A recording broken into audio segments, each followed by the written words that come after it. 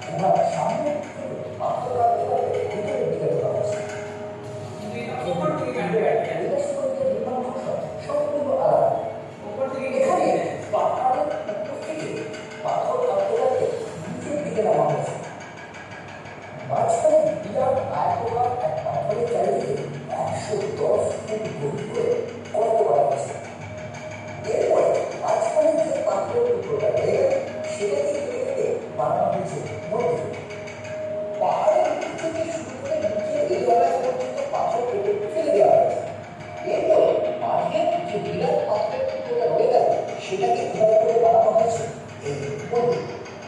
এই 110 ফুট গভীর করে গর্ত থেকে যে পরিমাণ পাথর তুলতে হয়েছে তার আয়তন 30 লক্ষ ফুট। এইটা কোন পাথর দিয়ে? শিলা। শিলা তো বলে পাথর মানে শিলা। কারণ এই যে ধরনের যে স্ট্রাকচার গুলো এই পাথর তোমরা আর কোথায় দেখতে পাও? এবং সেই ম্যাগমা থেকে এটা হচ্ছে এক ধরনের আগ্নেয় শিলা। ব্যাসাল্ট পাথর নাই, যেগুলো হচ্ছে আগ্নেয় শিলা। পৃথিবীর ভেতরকার যে গলিত লাভা বা ম্যাগমা আছে তা যখন বাইরে এসে ঠান্ডা হয়ে যাচ্ছে এবং ঠান্ডা হয়ে গিয়ে জমাট বাঁধছে এবং জমাট বাঁধলে এটা খুব শক্ত হয়ে যাচ্ছে, কণাগুলো কাছাকাছি একদম কমপ্লিট হয়ে যাচ্ছে, প্রচন্ড শক্ত। সেইটা হচ্ছে ব্যাসাল্ট। এবং দাক্ষিণাত্য মালভূমি বা ডেকানট্রাপ ওই লাভা দিয়ে গঠিত, ফলে এখানে ব্যাসাল্ট আর গ্রানাইট প্রচুর পরিমাণে আছে এবং সেই ব্যাসাল্ট থেকেই কেটে ওপর থেকে কেটে নদীটা তৈরি করা হয়েছে। বুঝলো? হ্যাঁ, তাহলে এটা আমরা পেলাম একটা এক ধরনের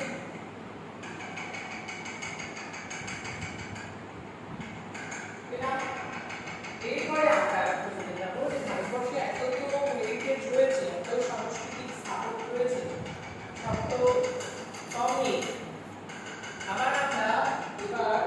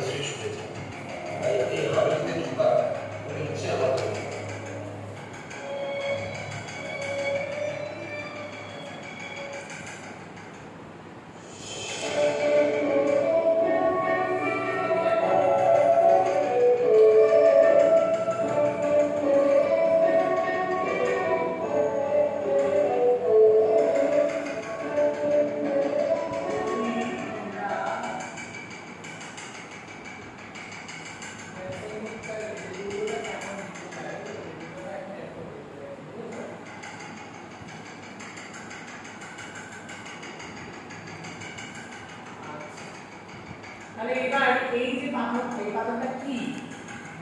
আচ্ছা কি? স্যান্ডস্টোন।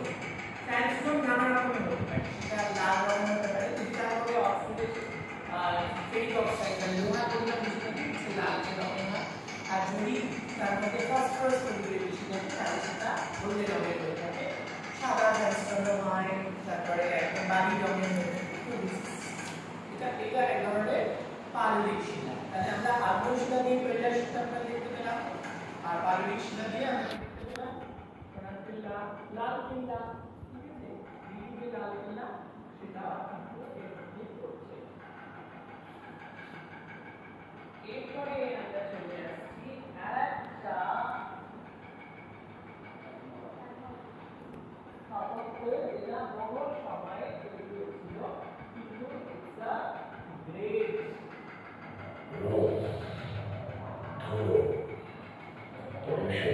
পরিচয় ছিনিয়ে দিতে পারে কি আগে কথা বলে পরিচয়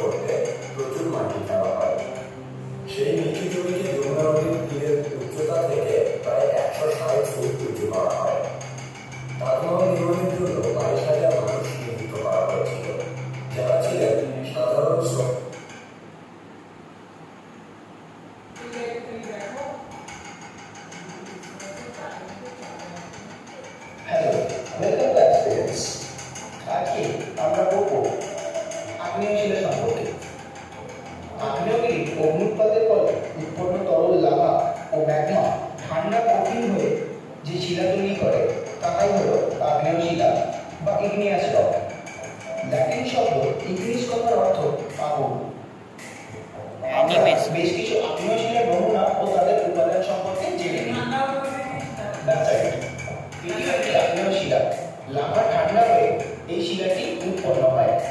এটি লোহা এবং ম্যাগনেসিয়াম দ্বারা গঠিত হয়।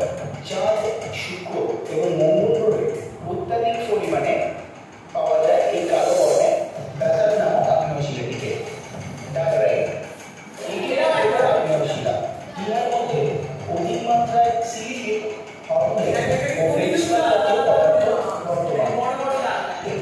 এটি সাধারণত ধূসর বড় হবে কিংবা তোমার ধরো সূক্ষ্ম হবে, এটা ডিপেন্ড করবে কিসের উপরে, কত দ্রুত সে ঠান্ডা হচ্ছে। ঠিক আছে, যত দ্রুত সে ঠান্ডা হবে তত সেগুলো জমা করার সময় পাবে না, সেই জন্য সেগুলো সূক্ষ্ম যে জায়গায় আছে। কিন্তু যদি সে ঠান্ডা হতে বেশি সময় নেয় তখন কি হয়, খনিজগুলো একটা অপরের সাথে তোমরা যেমন বেশি হট করে যদি এই ক্লাসে একটা লোককে ঢুকাই যে যেখানে করা বসে পড়বে, কিন্তু যদি তোমাদের সময় দেওয়া হয় তখন নিউক্লিয়ারা ওর পাশে কি বলবে, ওর পাশে কি বলবে, একটা জোর বাড়বে না। তাহলে মিনারেলসগুলো তাই হয়, যত ধীরে ধীরে সে ঠান্ডা হবে তখন মিনারেলসগুলো একদিকে আসে, তখন তাদের কণাগুলো বড় বড় হয়ে যায়। সেই জন্য দেখো ব্যাসাল্টে কিন্তু তুমি কিছু বুঝতে পারছি না, কিন্তু এখানে দেখো বেশ বড় বড় দানাগুলো মিনারেলসের দানাগুলো বুঝতে পারছি। তার মানে এই পাথরের ঐতিহাসিক গুরুত্ব অপরিসীম। ইজিপ্ট, ব্যাবিলন, মেসোপটেমিয়া সভ্যতার সময় থেকে বিভিন্ন ধরনের অস্ত্রশস্ত্র এবং পরবর্তীকালে স্থাপত্য, ভাস্কর্য ও বিভিন্ন মূর্তি নির্মাণের জন্য এই পাথর ব্যবহার হয়েছে। গেকো এটিও একটি আগ্নেয়শিলা। আগ্নেয়গিরি অগ্নুৎপাতের ফলে নির্গত ম্যাগমা ধীরে ধীরে ঠান্ডা হয়ে এই শিলা সৃষ্টি করে। এই শিলার প্রধান উপাদান হল লোহা এবং ম্যাগনেসিয়াম। পৃথিবীর সমুদ্রপৃষ্ঠের তলদেশ এই ধরনের শিলা দ্বারা গঠিত। গ্রানাইট এই ধরনের আগ্নেয়শিলাটিতে অধিক মাত্রায় কোয়ার্টজ ও সিলিকা বর্তমান।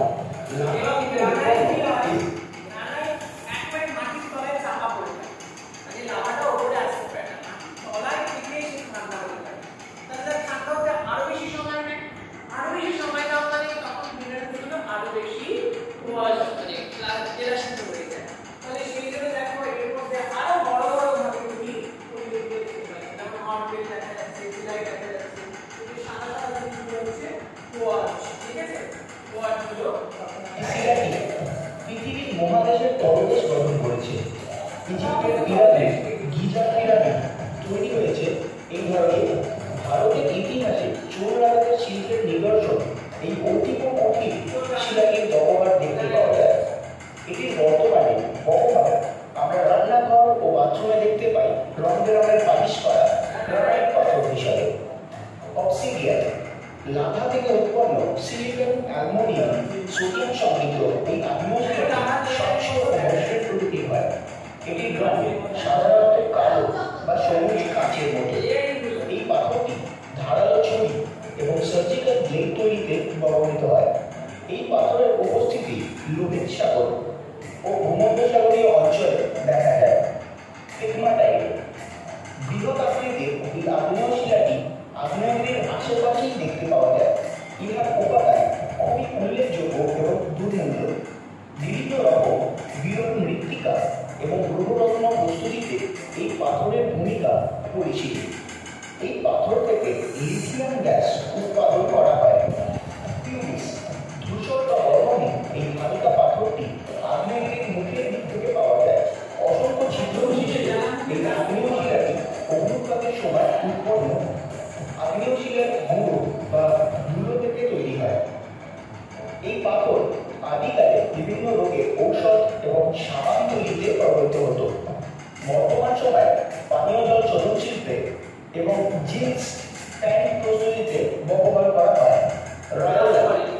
গোলাপি বর্গের এই আগ্নেয়শিলাটি ম্যাগমা থেকে তৈরি হয়। এই শিলায় অধিক মাত্রায় সিলিকা ও কোয়ার্টজ থাকে। প্রাগৈতিহাসিক যুগে এই শিলা তীরের ফলার অগ্রভাগে লাগিয়ে শিকার করা হতো। আমাদের পরবর্তী ভিডিও থাকবে পাললিক শিলার উপরে। সাবস্ক্রাইব করতে ভুলবেন না। ভিডিওটি কিরকম লাগলো কমেন্ট সেকশনে জানাবেন এবং নতুন কোনো টপিকের উপরে ভিডিও পেতে চাইলে অবশ্যই ঠিক আছে, ওকে। আচ্ছা, পরের দিন কালকে পরীক্ষা আছে